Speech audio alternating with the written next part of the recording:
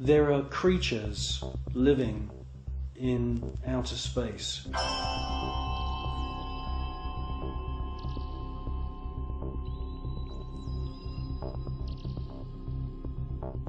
And I'm the first one to realize how crazy that sounds.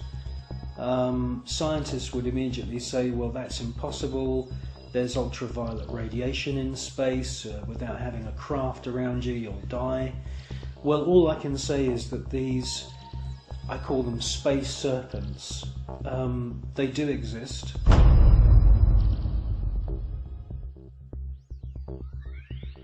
They've been filmed by Story Musgrave, who's a senior space shuttle commander. He's been with NASA for 30 years. He's seen one of these space serpents on 2 occasions. He's filmed it on 1 occasion.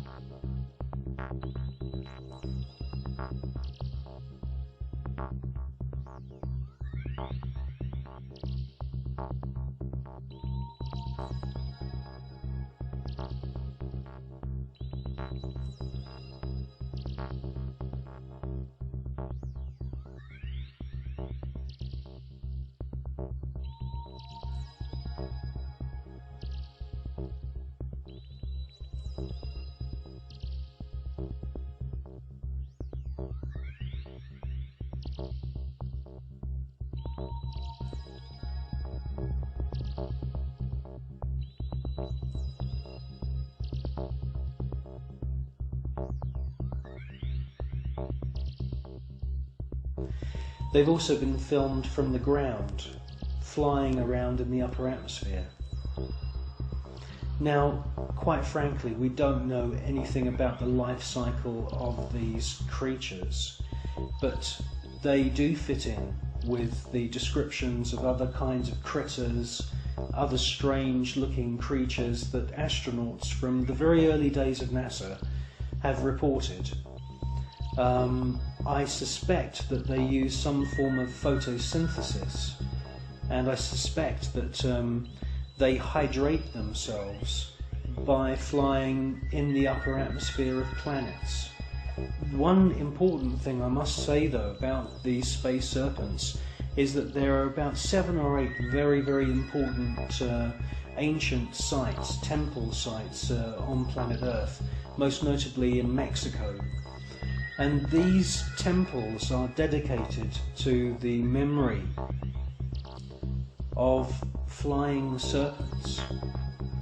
And this is what we see in this footage, is flying serpents. There also seems to be a very interesting relationship between the flying serpent and these small luminous spheres.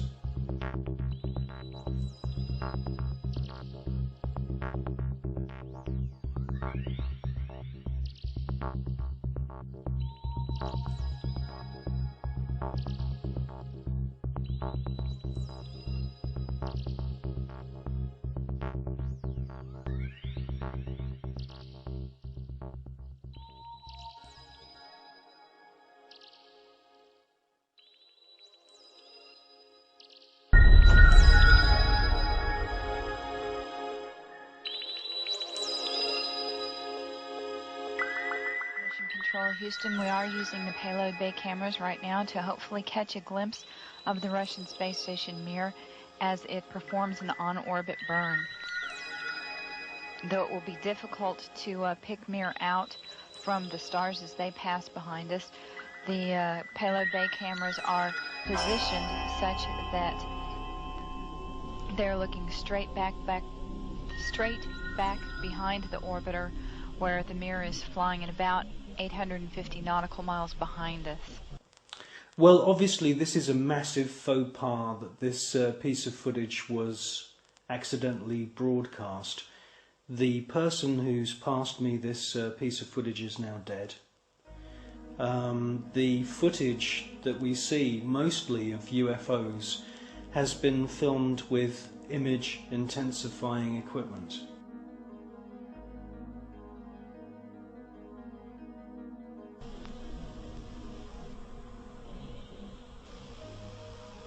No joy from here, sorry. Hope it was a good one though for our friends.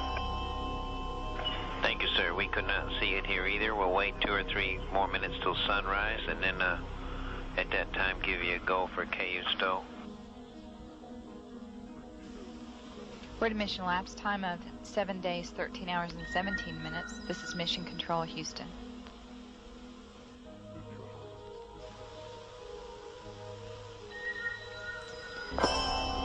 The Mir space station is now visible on the far left-hand side of the screen, about an inch from the bottom of this particular picture.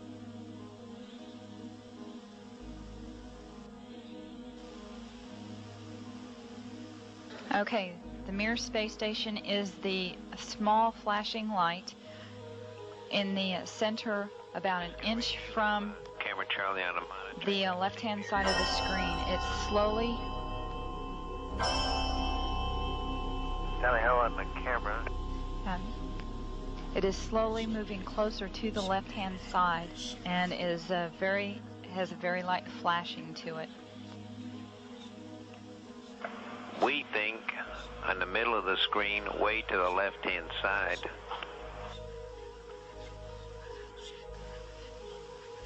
We think you can see a flashing light just a little bit to the left of the center of the screen, very faint.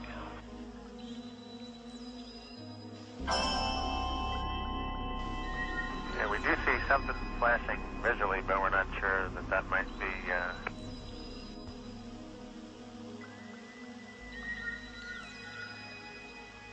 This is Mission Control, Houston. Once again, we believe we were just able to spot the Mir spacecraft as it flies about 850 nautical miles behind us.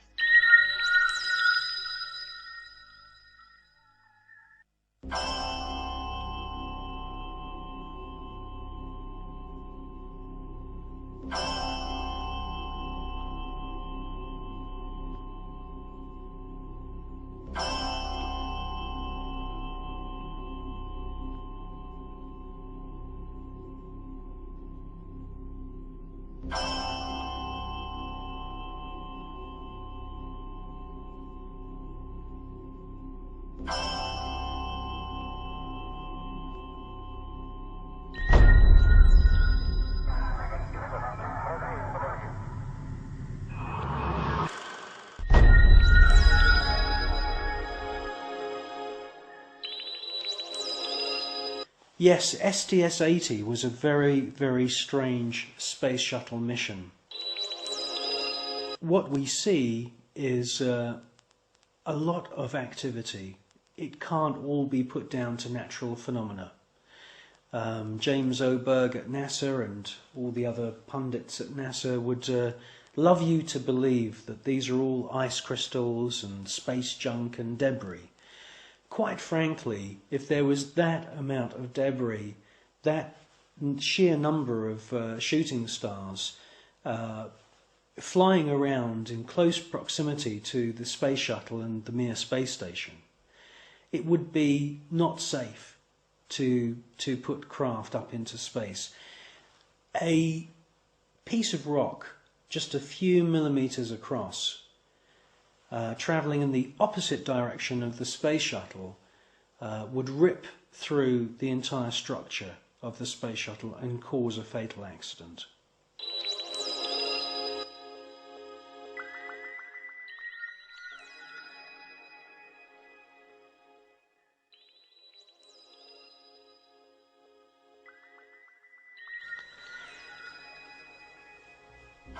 Well, people always say to me, you know, if there's extraterrestrials and if there's UFOs, why don't they make themselves known to us publicly?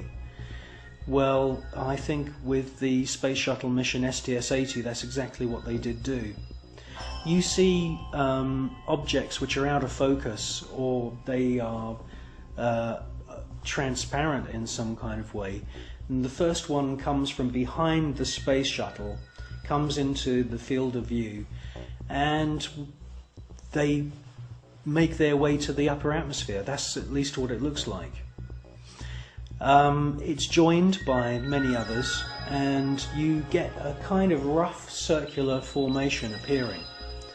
And then you get the piece de resistance. The last orb comes into the center of this formation, and as soon as it finds its position, it lights up. And then you can see a sort of dance of lights around this formation. Now, this suggests to me incredible intelligence. It suggests to me that they are saying, look at us, look how clever we are. And it's an astounding piece of footage.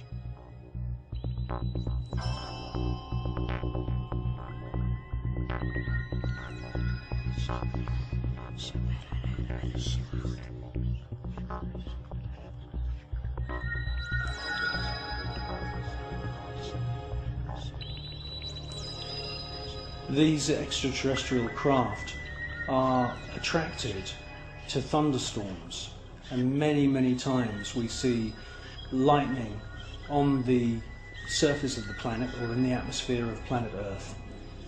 And as soon as these electric storms start, the UFOs swarm into the area.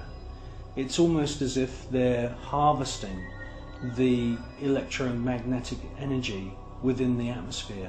And in actual fact, there are unseen forces in the atmosphere, etheric flows of what the German scientist Wilhelm Reich described as orgone energy.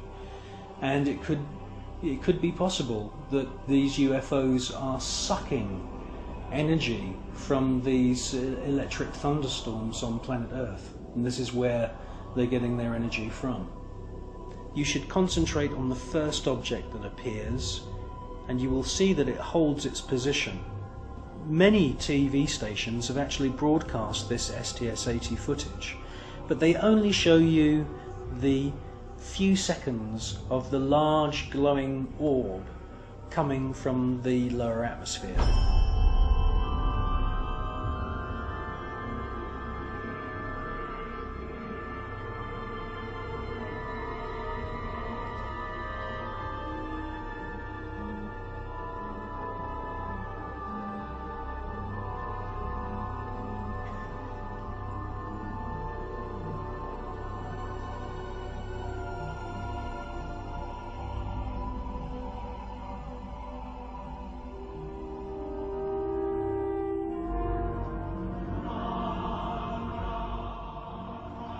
The cameraman who's operating the space shuttle camera is fully aware that the first object has held its position, and after the large orb has ascended.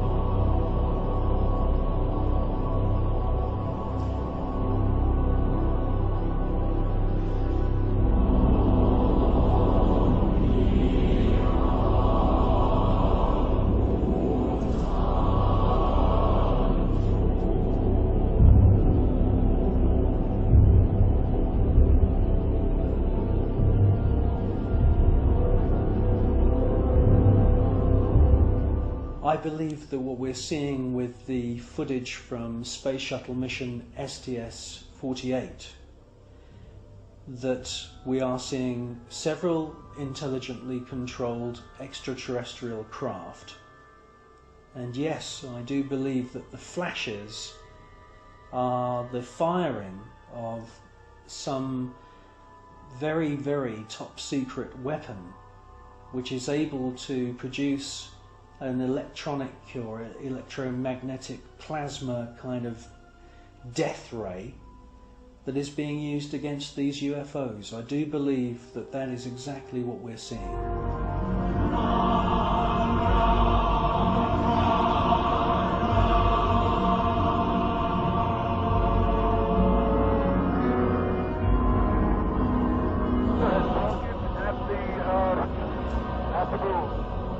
The tether has broken. It is going away from us. Get it on the TV. The tether has broken. Copy. Space Shuttle mission STS-75, the tether incident. A lot has been said about this incident. Personally, I feel that most of the objects that you see are actual individual parts of the tether, just floating around in space, and that they're out of focus. It's a fascinating piece of footage, and I wouldn't be surprised if there weren't, quite a few UFOs coming into the scene to check out our technology, just as the same as they've done many times before. The crew can see the tether and see the satellite. It's beautiful.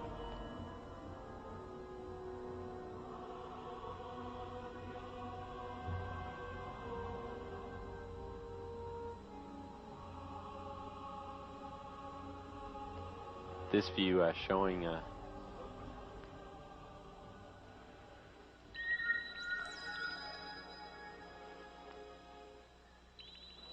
the satellite. Again, just moving into sunrise. 81 nautical miles now from Columbia.